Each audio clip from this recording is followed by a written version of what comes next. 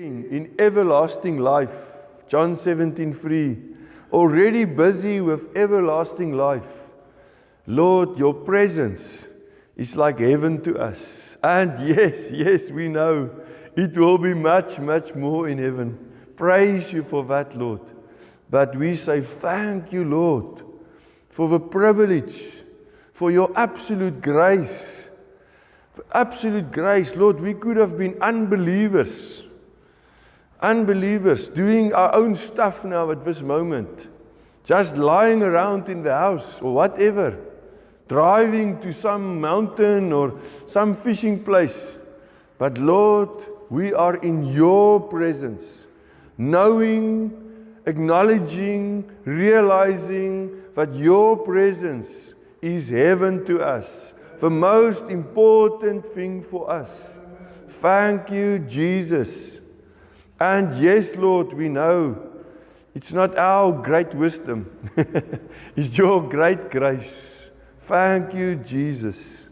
Praise you, Lord. Honor you, Father. Thank you, Holy Spirit. Thank you, Lord. We praise you. We honor you.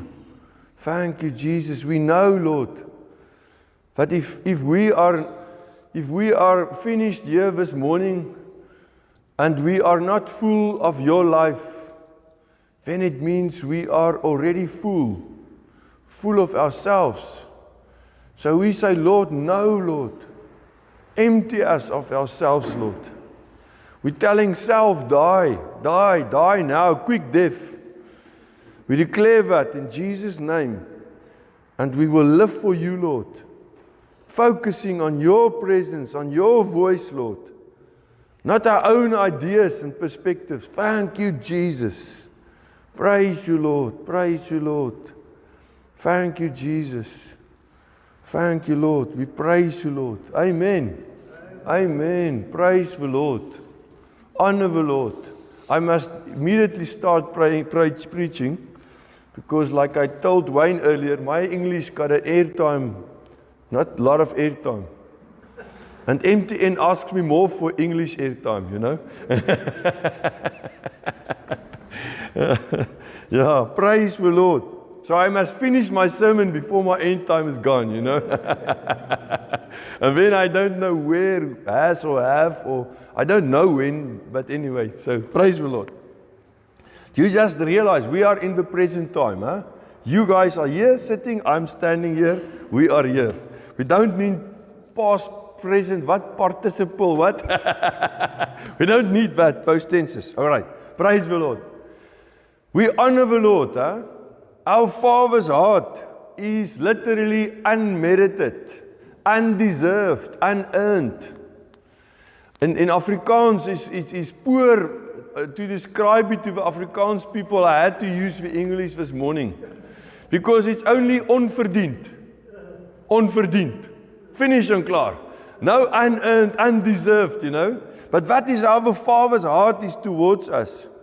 You do not have to try to move Father's heart towards you. His heart is already turned towards you. Why? Because of Yeshua. Because of the beloved, our beloved Jesus. The heart of our Father is for us. Amen. Amen. And we can honor Him for that. In Ephesians 1 verse 5 and to 6, it says in the Passion Translation, and if you don't like translations like that, my main English text is the New King James Version. The King James is a bit too English for me, you know, Old English. New King James.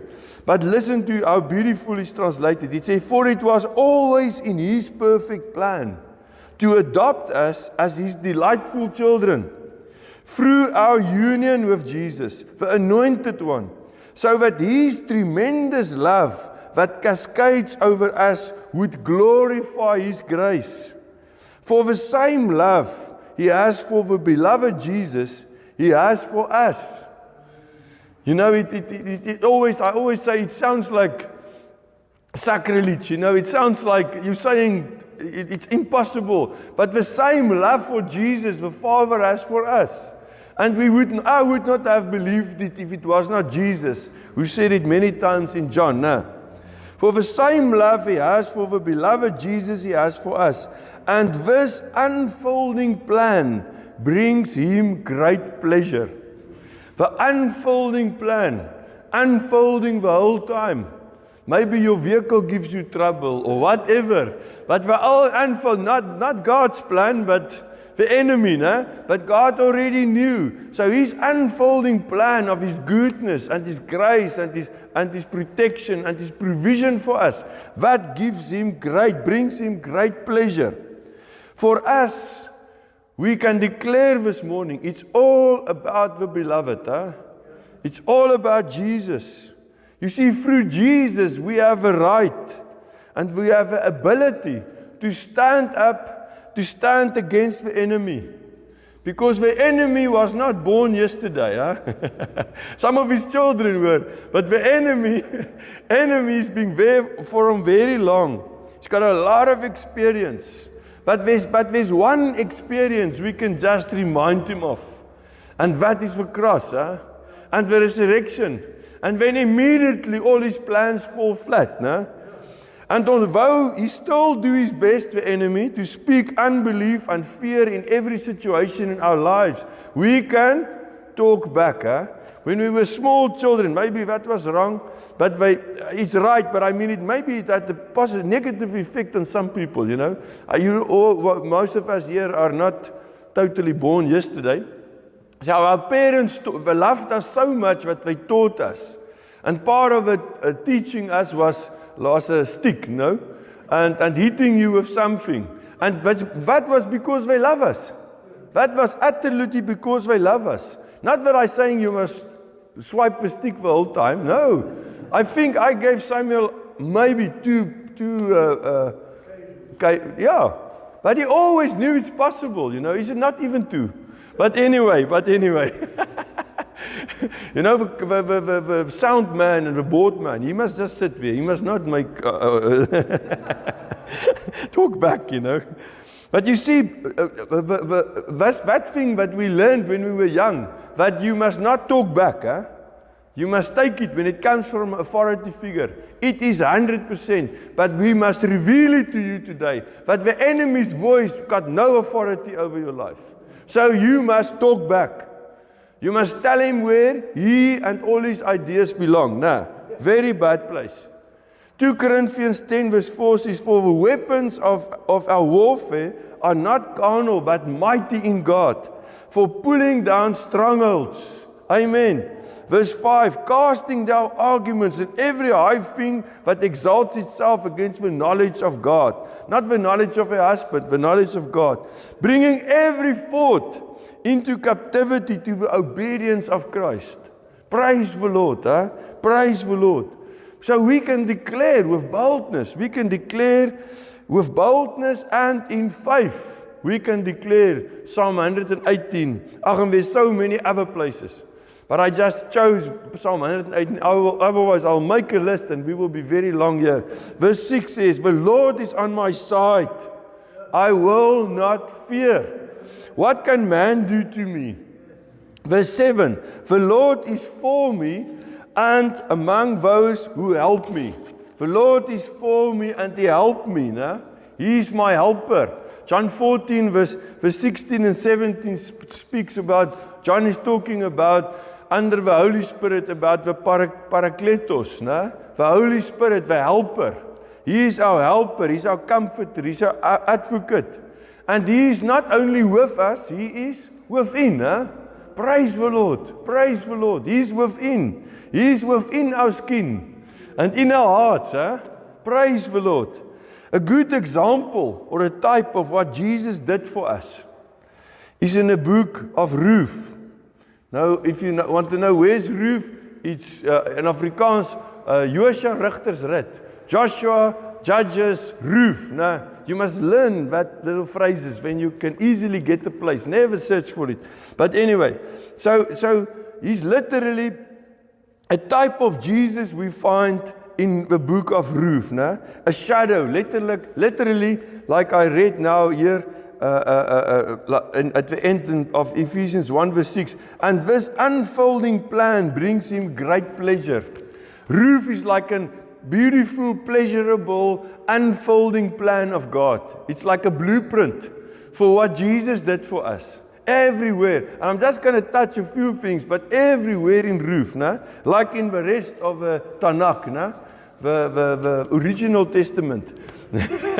Sally gets angry when we say Old Testament, the original Testament. But anyway, and so we what is God's unfolding plan? His plan of love. His plan of not only be busy with us. We are not just for Him a project.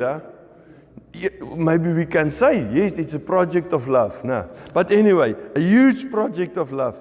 Now in Ruth 1 verse 1 to 5 says in the days of the judges. So that's why Ruth is just after Judges. But anyway, in the days of the Judges, when they were still ruling, there was a famine in the land. And Elimelech, his wife, Naomi, and sons, Machlon and Kilion, went from Bethlehem, important from Bethlehem in Judah, to dwell in the country of Moab. Because they now, it's triple BEE, everything is against them, so they're going to another country now. Now this is just hunger. When we're not for long there, maybe it was tough times, but Elimelech died. And Naomi was left with her sons.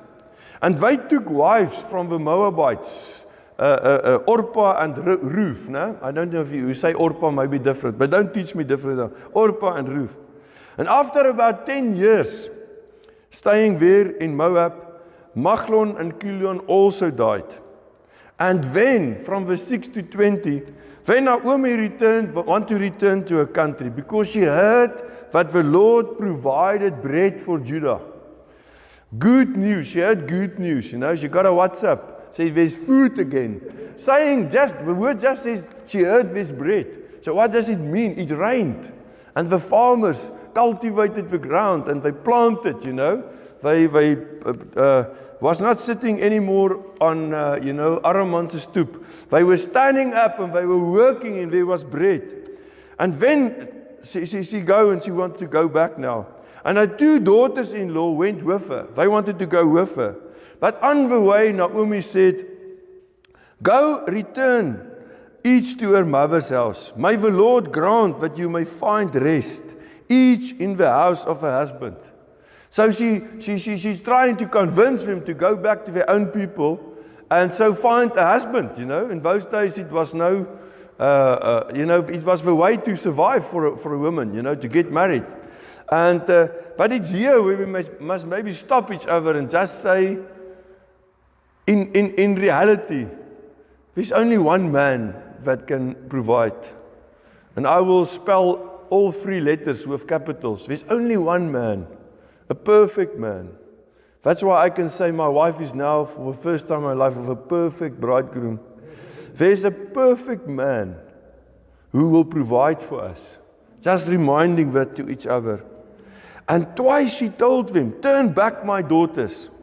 Now Orpah didn't need a lot of convincing. She kissed her mother-in-law, but Ruth clung to her. And Naomi said, "Look, your sister-in-law," and this is very important, sister-in-law has gone back to her people and to her gods. Return after your sister-in-law. But what did Ruth see? It's awesome for me that she reminds her also of her gods. It's not only your language, your culture, whatever what was nice for you there in Moab. No, the gods is part of this problem. And it's part of a problem in our days today also, some people's gods. Return after you. No, Ruth said, "Entreat me not to leave you. For wherever you go, I will go. And wherever you lodge, I will lodge. Your people shall be my people." And yes, that's important. It's for those people we're going to pray tomorrow morning, 10:30. Israel. Your people shall be my people. But it's very important. And your God, my God. If it was today, in our situation, she will tell her mother-in-law, Romans 10 verse 9, mother-in-law, my beautiful, loving mother-in-law, Romans 10:9, I believe in my heart that Jesus is Lord, and I confess with my mouth that God raised him from the dead. I am sozoed. I am saved. I'm healed. I'm free. I'm a child of God. So I'm with you, going with your God, not with those old gods. And then they went. And it happened when they had come to Bethlehem, that all the city was excited, and the women said, is this Naomi? I don't know, Naomi, no?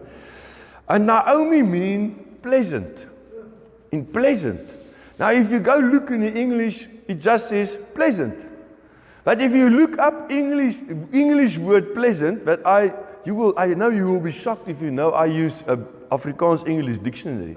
I mean, such an Englishman. But anyway, but if you look in the Afrikaans English dictionary and you look at pleasant, it means also beautiful.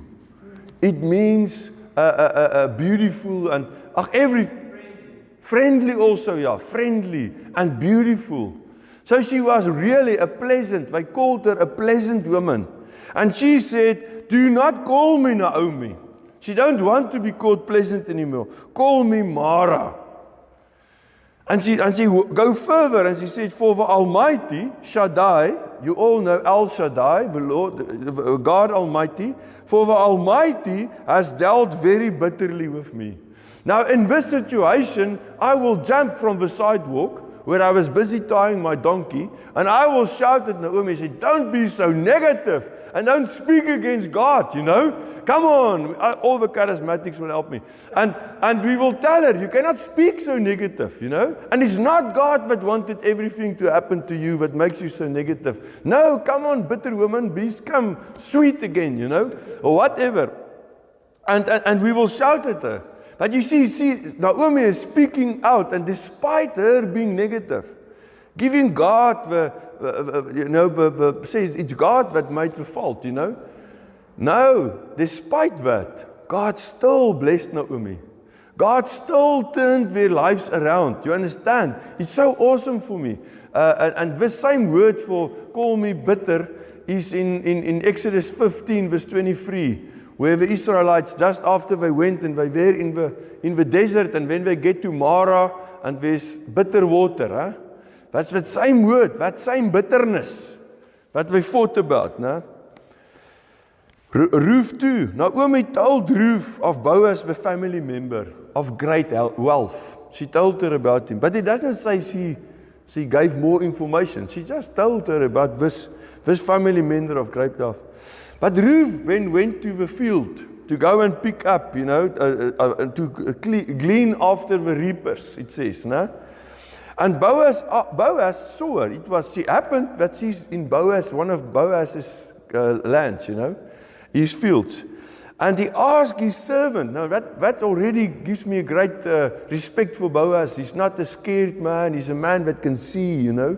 Some men these days can't see anymore. But anyway, so Boaz immediately asked the question, whose young woman is this, you know?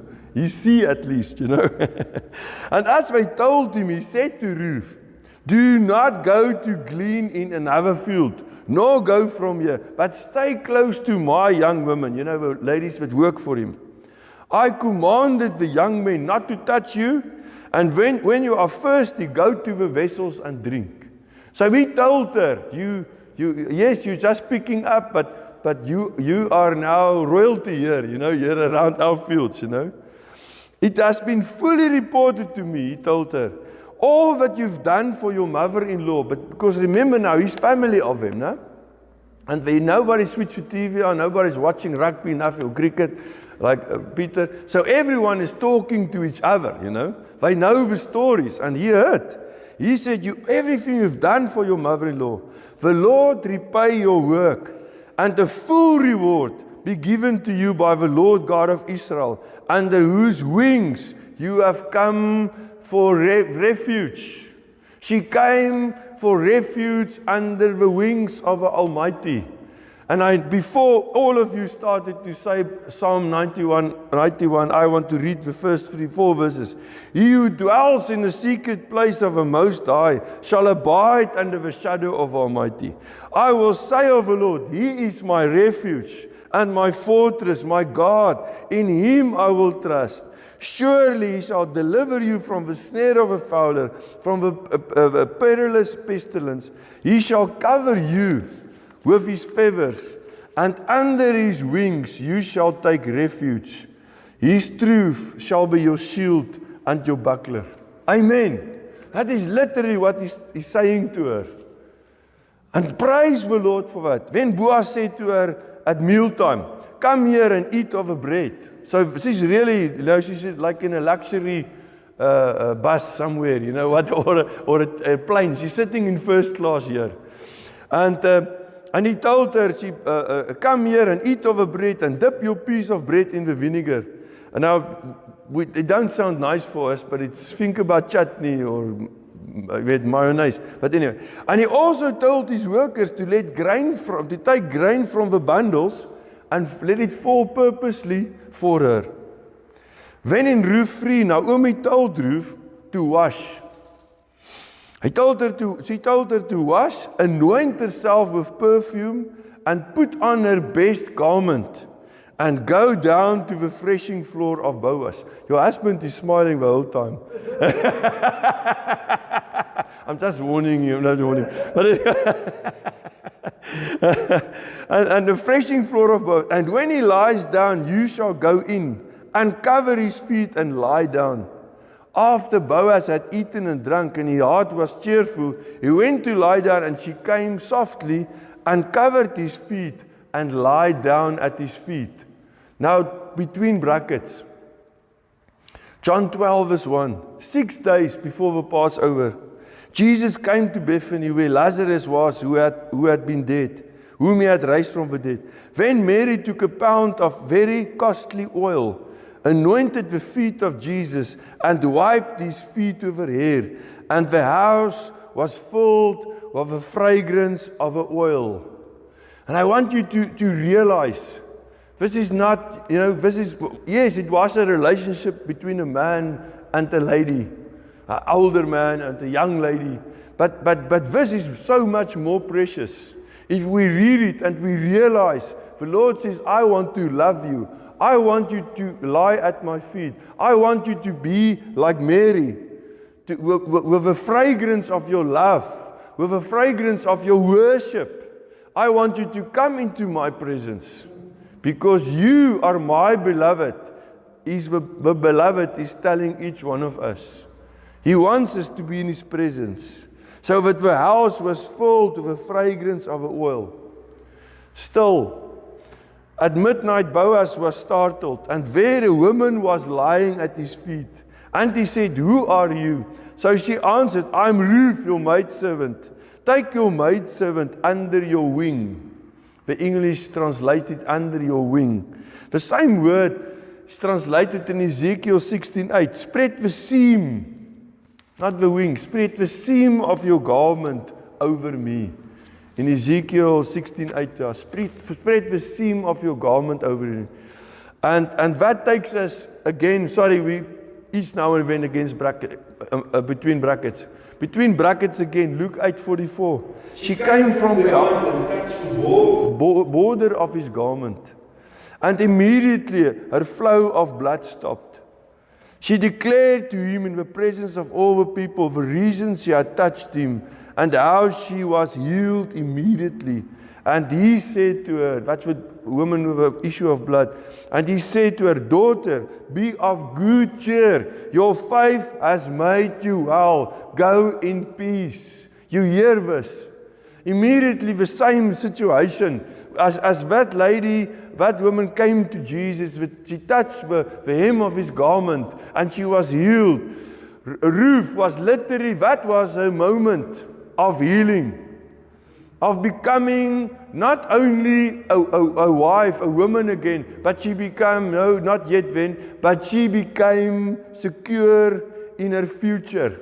Her future was secured. 100% secured. From that moment, Boaz did everything for her to become his wife. He did everything to become the Redeemer.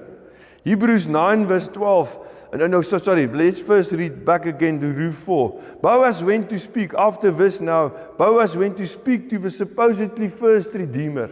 There was another guy who had the first option, to be the Redeemer, die losser.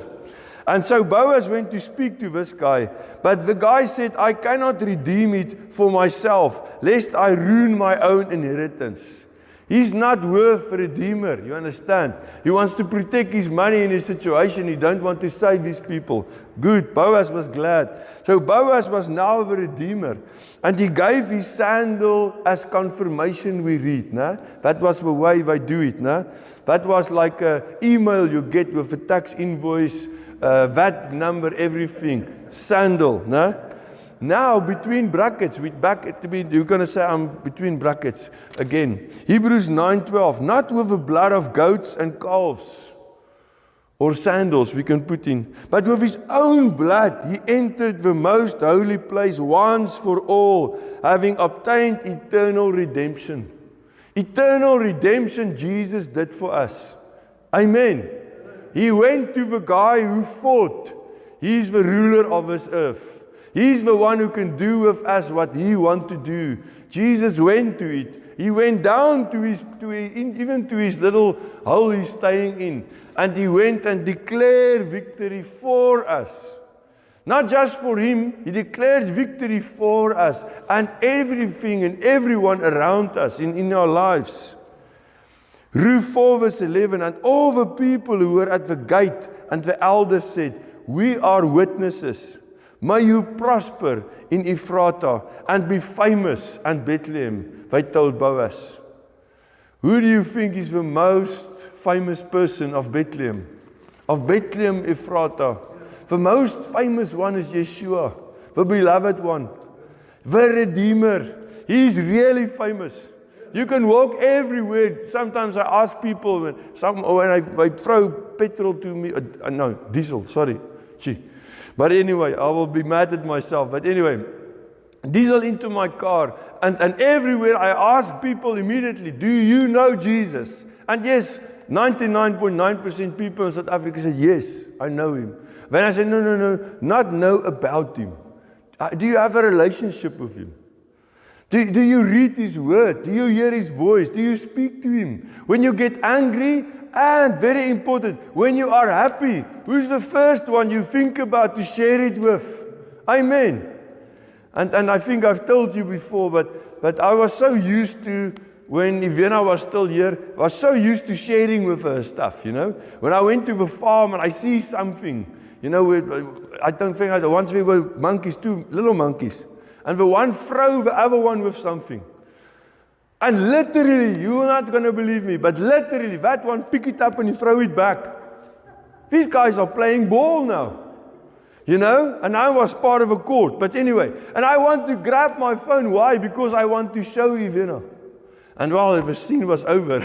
but if you see something, you share it. I'm telling you, Jesus came for us. He came for every one of us. He made it possible for us. He is the most famous person of the earth. And he was born in Bethlehem.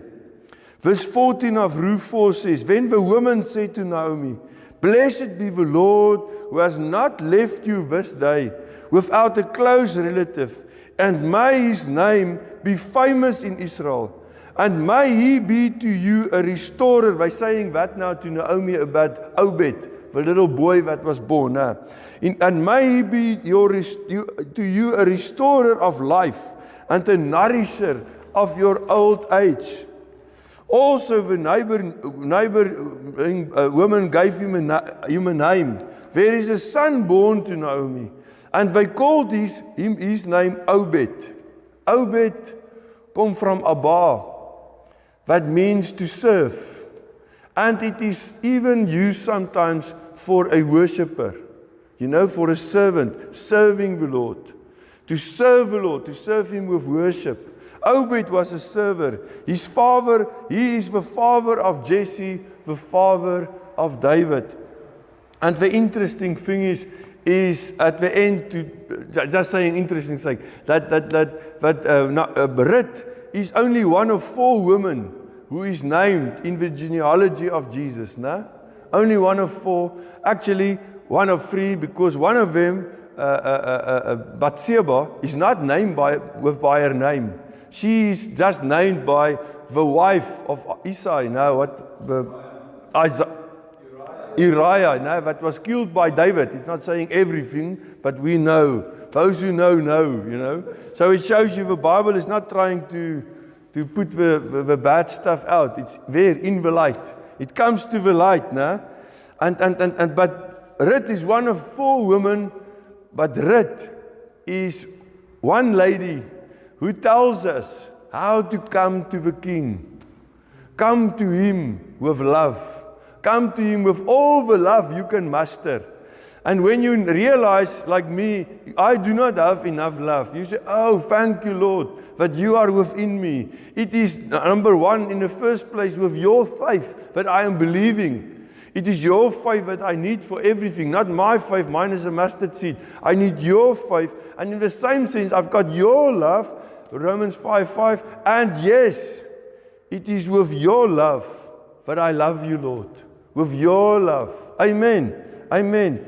And I praise the Lord that it's possible for us to know the real Boaz, the real Redeemer, to know Him, to speak to Him, to share everything, like we said earlier, everything bad and everything glad. We share with Him. He wants to be part. Everything that happened in our lives is part of His plan. That beautiful plan, the unfolding plan that brings Him great pleasure. It's part of it. And I know you might think, if I think back at my life, how can the Lord get pleasure? The Lord gets pleasure in our lives just by us acknowledging Him. And yes, there's so much more to build onto that. Amen. And yes, when you're glad to see your wife, or glad to see your children. I've got grandchildren. I was actually tempted in the beginning because I was holding Samuel and Elsika's little girl, Tahila, and for a moment for Elsika while we were worshiping. And I was tempted to walk to the front with her. But I knew Elsika will follow me and she will be mad at me. But just to show off a bit, you know, we must be sometimes a bit of a show off, you know, with your grandchildren. I want to tell you in Jesus' name that the Lord God is also tempted to be a show off with you. He wants to show others around you. He wants to show you. He wants to show you the beauty of you being part of His kingdom and of His life. He loves you with everything. With everything. And yes, if we are not changed, maybe you came in here this morning and you felt empty. If you go out now and you're still empty, you know what that means? That means you are full. You are full of yourself. So let's empty ourselves. Amen. Ask me, I know how it is to be full of yourself. You don't know it. Other people have to tell you many times. Most of it. My wife was very direct. She'd tell you things like that. So I've heard all my faults. Don't you worry. But if there's some you think I missed, you can always tell me. But Father, we just come. Lord, we come with open hands, with open arms, with open hearts. And we just say, Father, Lord, thank you that we could meet. There was a moment that we met you, Lord, the Redeemer. And yes, thank you, Lord. Like as Boaz told Ruth, you stay here where I can protect you. I will protect you. My young men will look after you. They will not touch you. They will look after you. You can drink water at where my people drink water. Lord, thank you that this morning we could drink at the right place and that we can be filled and we can say, thank you that your love, your goodness fill me, Lord. I've got hope. hope for myself, hope for this country of ours. Lord, we know this is a wonderful country to pray for. There's so much to pray for. So we just declare, Lord, for South Africa, mercy, mercy, mercy, Lord, for every situation, for every decision that the government and leaders make. Lord, we declare mercy. Let even the most unbelief, most lost, most corrupt people make decisions that will work for the good. Romans 8, of those who love you and are called by your name. We declare that, Father, in Jesus' name. We honor you, Lord. Thank you that, yes, Lord, we don't have to flee back from Moab to Israel. We find ourselves already in your presence, already busy with everlasting life, living in the fullness of the love of our awesome God. Thank you, Father. Praise you, Lord. And Lord, I pray for any one of us here that think, yes, it's a lot of words, but it doesn't mean really something for me. Father, in the name of Yeshua, I pray, touch our hearts, Lord. Every one of us. That you can just realize your love, Lord. Really, like the Passion Translation, you want to cascade your love over us, Lord. Your goodness, your mercy. So that we will also have mercy. So that we will pick everyone around us up. And we know your word says we will also then be picked up. Thank you, Jesus. That we will give water to everyone. So we know our thirst will also be quenched. We praise you, Lord. We honor you, Father. Love you, Lord. Thank you, Jesus. Thank you, Jesus. Thank you, Lord. Let's take communion. Thank you, Jesus. Lord, we just praise you. Thank you, Lord. Yes, Lord. You did everything for us. Thank you, Yeshua. You once and for all, like we read in Hebrews, Lord, once and for all. Once and for all, you did it for us, Lord. You redeemed us. You saved us. You gave your body for us, Lord. Placed on a cross. Said so nicely, but it was bloodied and it was torn. Unrecognizable.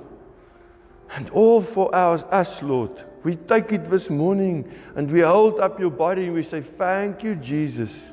By your stripes we are healed. By your stripes we are healed.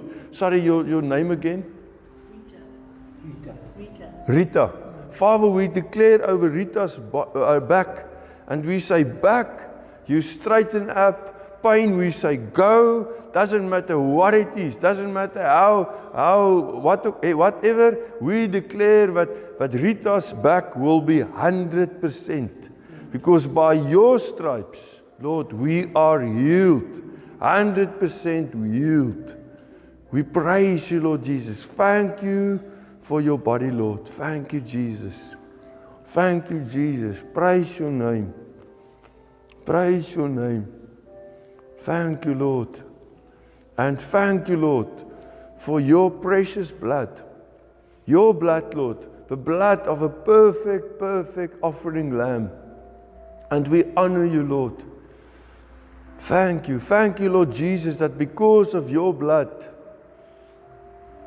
we can be the righteousness of our Father God in Christ Jesus our Lord. Thank you, Lord. Thank you that we know your blood spilled for us all over. We can know, Lord, that we are not righteous because we are always right. No, the opposite. We are righteous is because Yeshua Jesus, who sits now at your right hand, Father, did everything for us. He bought us with a price. Total, nothing else on earth has ever been bought by such a high price. And you paid the price, Lord, yourself. And we say, thank you, Yeshua. Praise your name. Thank you, Jesus. Thank you, Jesus. Praise your name. Thank you, Lord. We honor you, Lord. Thank you, Father, that we can walk out of this building this morning, and we can declare out there that our God is not just alive and well. He's loving. And His greatest pleasure is for His plans for us to unfold. So we declare over each other the plans of God for us, not our own plans, our brilliant ideas. The plans of God will unfold for us in the name of Jesus. Thank you, Jesus. And through this whole process, Lord, you are telling us, I will bless you and I will keep you. I will let my face shine upon you, and I will give you all my grace I've given you and will give you. I will lift up my countenance over you, and I will give you my shalom. My shalom, shalom, my healing, healing, wholeness, wholeness. My provision, provision. In the name, my prosperity, prosperity, in the name of Jesus. And that is how we write your name over us, Lord, in the name of Jesus. Thank you, Lord. We honor you, Father. Thank you, Lord. Amen. Amen. Praise the Lord. Praise the Lord. Amen.